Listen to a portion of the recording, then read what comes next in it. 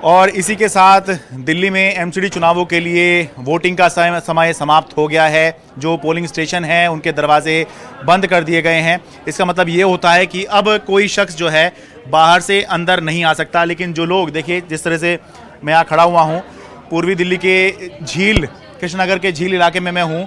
जो लोग polling station के अंदर आ जाते हैं तो जब तक उनका वोट नहीं डलेगा तब तक जो है समय कुछ भी होता रहे।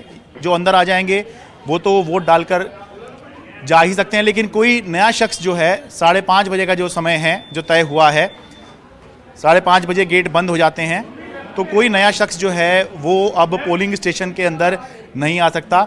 तो दिल्ली में इसी के साथ में जो है पोलिंग समाप्त हुई है। ये जो चुनाव है ये अहम इसलिए है कि ये जो चुनाव है, एक तो गुजरात विधानसभा चुनाव के साथ में ये चुनाव हो रहा था।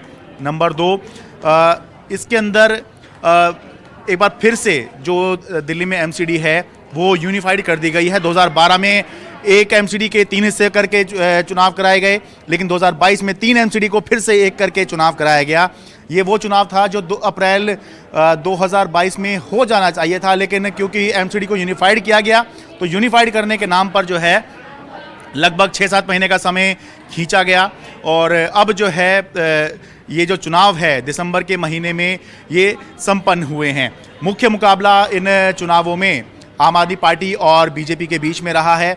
बीजेपी 15 साल से दिल्ली नगर निगम की सत्ता पर काबिज है और मुख्य चुनौती उसको मिल रही है आम आदमी पार्टी से।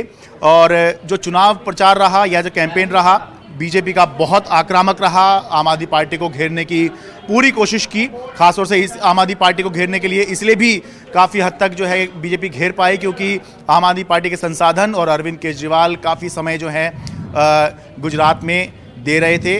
आखिर में अरविंद केजरीवाल दिल्ली में भी उतरे और चुनाव प्रचार उन्होंने किया।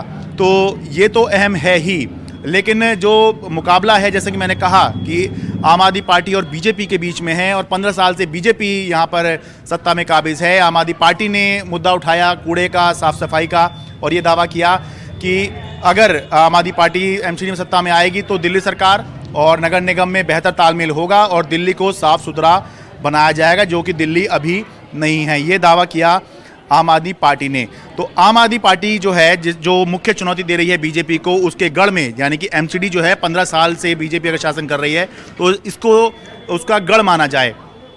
तो इसमें जो है आम आदमी पार्टी का जो अभी तक ट्रैक रिकॉर्ड है, आम आदमी पार्टी का 10 साल का जीवन काल है। 2012 नवंबर में ये पार्टी बनी, अब 2022 दिसंबर में हम आ गए हैं। तो 10 साल के अपने जीवन काल में आम आदमी पार्टी ने बीजेपी को चुनाव तो हराए हैं, लेकिन कभी भी आम आदमी पार्टी बीजेपी को सत्ता से नहीं हटा पाई है।